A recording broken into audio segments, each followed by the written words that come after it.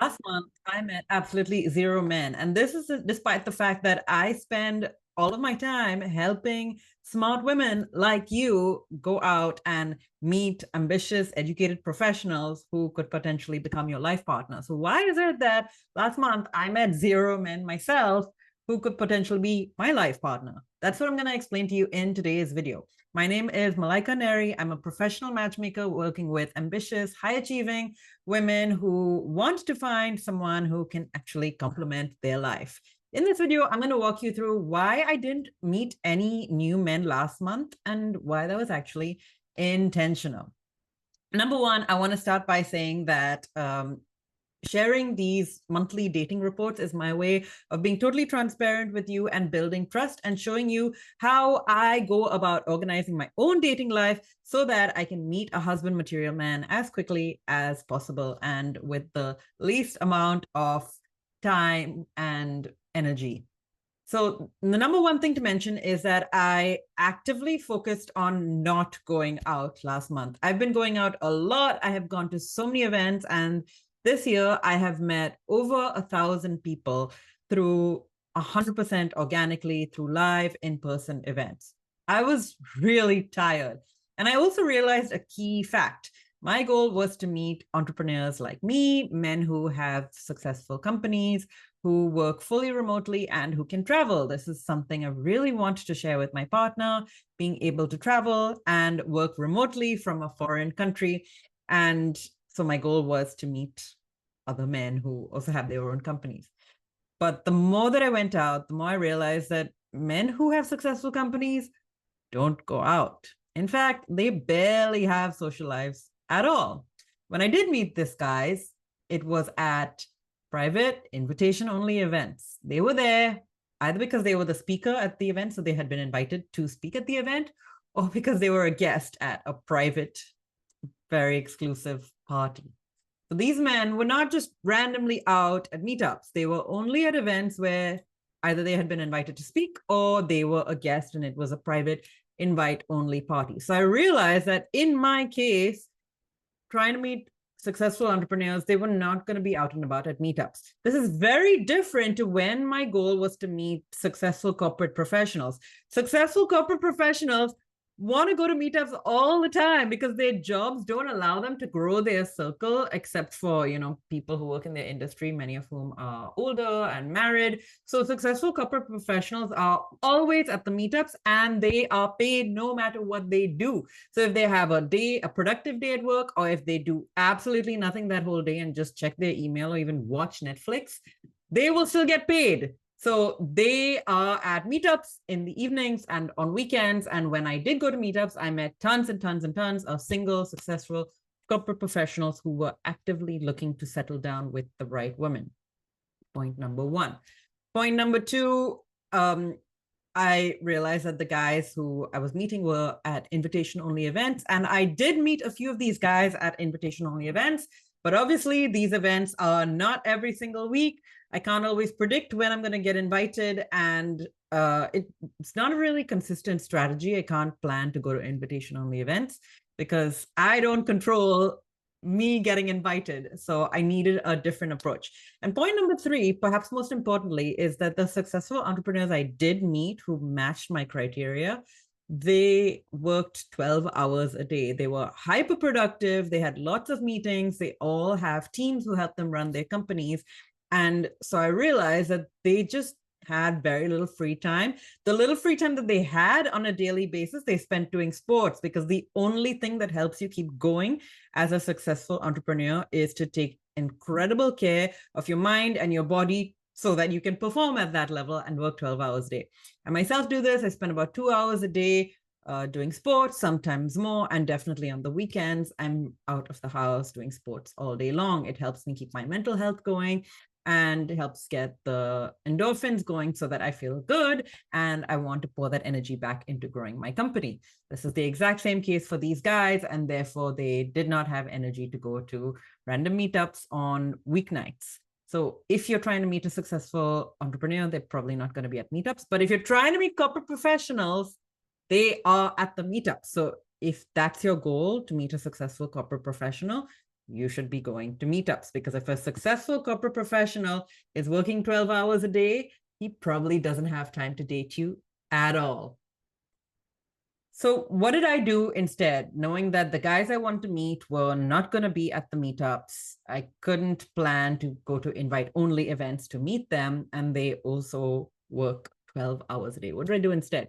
The first question I asked myself is, if my potential future husband is working 12 hours a day, should I work 12 hours a day? And I actually tried this. I tried working 12 hours a day. I discovered something really interesting. One is that most of my work is creative. It's writing, video, researching, a lot of content creation, a lot of thinking, and I need a lot of downtime in my day, time where I'm not doing anything productive so that I can get new ideas and then bring them back to my business. So I actually only work for 4 to 6 hours a day, and the rest of the time I'm doing activities like tidying my house or going for a walk. And this downtime where I'm not productive helps me get new ideas that I can bring back to my business. I also started researching how other creative business owners like me operate. And they all said that they block 4 to 6 hours a day for blank, unscheduled creative production time. So this is the maximum amount of time that they work. And if they still have energy left over and they have a secretary or a personal assistant or a team to help plan the rest of their time, then they have that team member schedule meetings, administrative meetings that can go in the other 6 hours of their day. So I do have an assistant, but she doesn't at the moment schedule my calendar. And so I pretty much only work 4 to 6 hours a day, at the end of which I am totally exhausted and I need to stop working and get off the computer.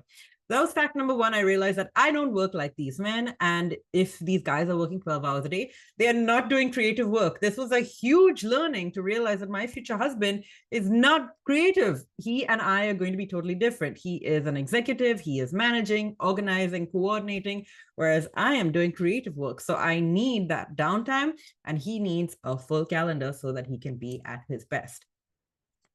And I had to be okay with this. I had to be okay with saying to myself, I only work 4 to 6 hours a day, and that's maximum productivity for me. Second question I ask myself is, how can I organize my time if I end up living with a guy who's working 10 to 12 hours a day every single day? Sometimes he's working on weekends. How do I organize my time so that that doesn't bother me? And in fact, it's normal. And to do this, I actually focused on what do I need to have even more creative energy and even better ideas. So I started doing something last month, which was going on long walks every day. I started trying to hit 10,000 steps a day by going on a long walk. I live next to a really big park, and so I would go every day for a walk in the park by myself. This was so much fun. It added hugely to my quality of life, to my mood. I felt better. My clothes fit better. And I realized that it would be nice to share this time with a partner, but I don't need it. It's actually even better to not need to talk. Sometimes I listen to podcasts. Sometimes I listen to the birds. Sometimes I just observe the sunset, and felt so grateful to live next to this beautiful park and be able to go there every day.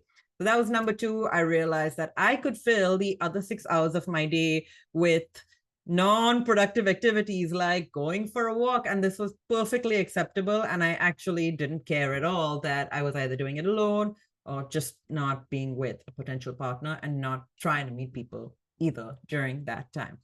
The last thing I asked myself is, if I'm with a guy who works 10 to 12 hours a day and I'm only going to work 4 to 6 hours a day, then what do I actually need from my partner if most of his time he's either working or doing sports or resting, and therefore doesn't have a lot of time to give to me? What do I actually need from him? And so I start to make a list of the things that I actually want from my partner. Number one, I wanted someone self-sufficient, someone who has a really solid handle on their mental, physical, and spiritual health, so that I don't have to try and fill their cup. They've got their cup already overflowing. And the little time that they've got, if they want to spend it with me, cool. If they want to spend it resting, no problem either. I can take care of myself and fill my own time with my own hobbies and activities. Second thing I realized is I need a man who enjoys what he's doing. His job gives him energy. And that's the only way you can work 12 hours a day is if you like what you're doing. Otherwise, it'll lead to burnout, exhaustion, resentment, and a very grumpy man. I don't want to live with a very grumpy man. I want to live with a man who's in flow. The days when I was able to work 10 hours a day, I was in total flow. I didn't take any calls. And I was in flow because I love my job. I feel so grateful to do what I'm doing. And I feel like I found the right profession for me. And I want a man who is in that vibe and that mindset as well. So he has to like what he's doing. And finally, I need a man who is excited to watch his wife and his partner grow her own company and thrive through that challenge of growing a business, which is something very difficult. It's almost as difficult, if not more difficult, than raising a child. So just the fact that he would have a wife who's growing her own company would be exciting for him and would give him energy. And that would motivate me to pour energy and time and resources into growing my business, which will serve thousands of people around the world. So this is what I realized I need. Finally, I realized that in order for this to work, to be with a partner who's working 10 to 12 hours a day, which most successful men, if they're making six-figure salary and that salary is growing year after year until they're in their mid 40s or early 50s, they are going to spend a lot of time working. Men are not like us. They have a 24-hour cycle. So they can basically start their cycle at 8 a.m. every day. The guys I was talking to wake up at 6 o'clock in the morning, and that's when their day starts. And then their day ends at 10 p.m. at night when they're going to bed. My cycle as a woman varies every day, and it goes on a 28-day cycle. So I get a lot of stuff done the first 2 weeks of my cycle when my energy is at its highest. And literally the day ovulation starts, my energy starts going down until I get almost completely unproductive at the end of the month. And then it starts back again when I get my period. So this is a crucial difference to understand between men and women. And in particular, successful men have this 24-hour cycle every day of the week, 30 days a week. So they kind of operate like machines, and they've been operating like machines for the last 10 years in order to have the success that they are enjoying today. So they need a wife who needs very little for them because they have such little bandwidth to actually offer, to actually help you figure out your life. You need to be sorted.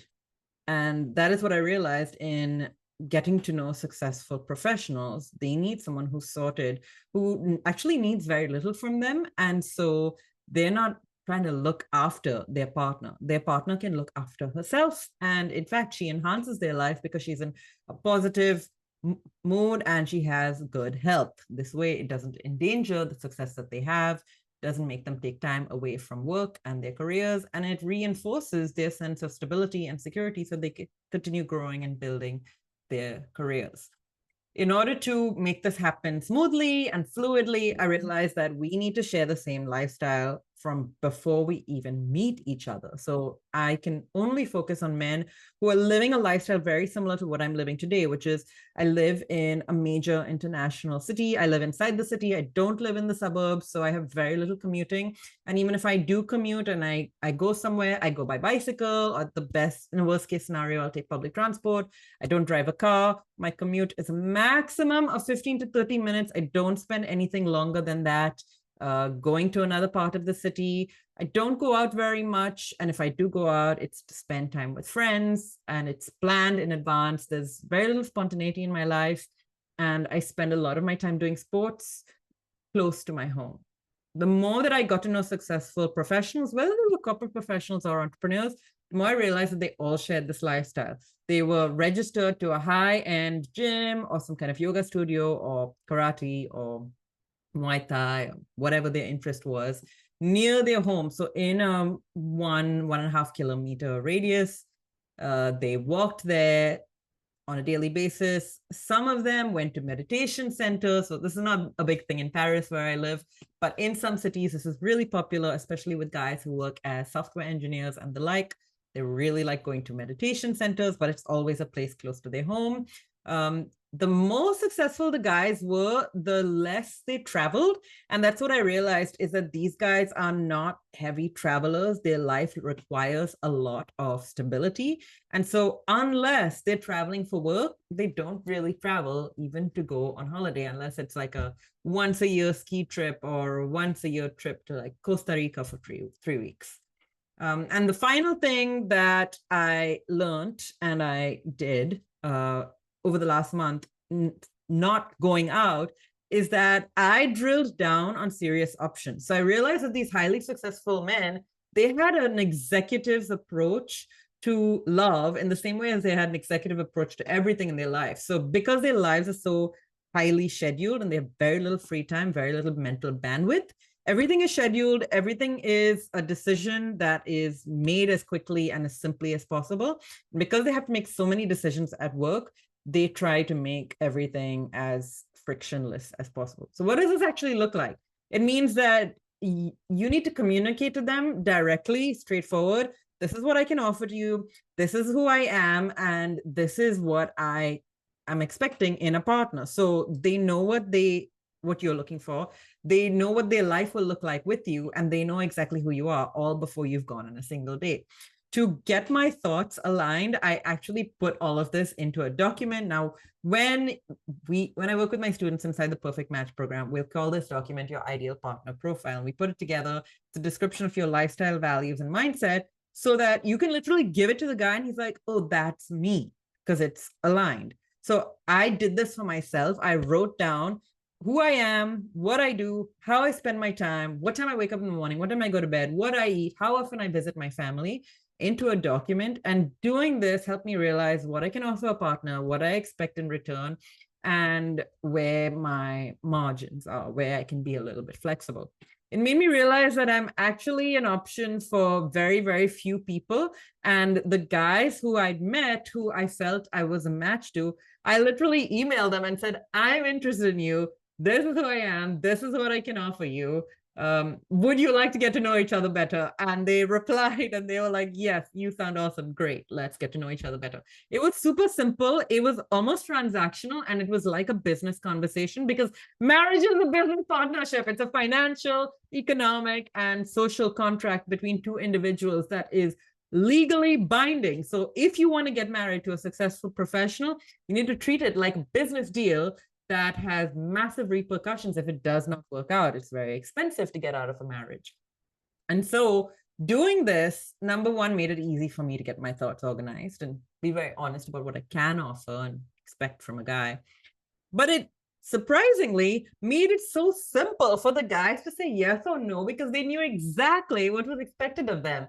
And this was such a huge insight, even for me, even though I teach people how to do this all the time, actually sitting it out and doing it for myself helped me realize how it helps you cut through the noise and focus on guys who could actually be serious options, who actually want to settle down and get married and have a serious relationship.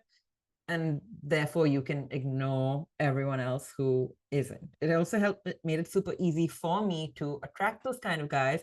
And the minute that I'd finished making this document, those kind of guys started reaching out to me and saying, hey, yeah, I would like to get to know you. Can we meet up? It was super simple. And I achieved all of this without going out at all. So I literally went out not at all last month.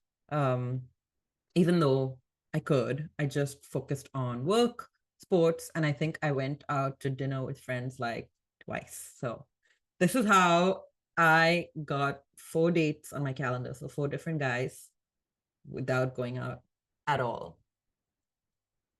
last month.